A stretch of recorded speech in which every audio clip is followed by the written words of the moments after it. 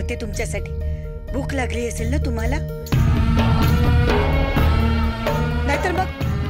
नाहीतर लिंबू सरबत करते। ए झिपऱ्या, तुला आवडते ना?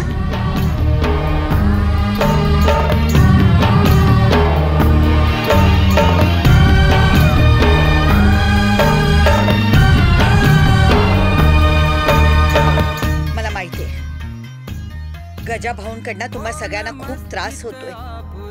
मला शेवटचा पर्याय हा वाटतोय की तुम्ही सगळ्यांनी कलेक्टरना जाऊन भेटायला हवं, त्यांना सगळं सांगायला हवं, वेळ प्रसंगी आंदोलन करायला हवं।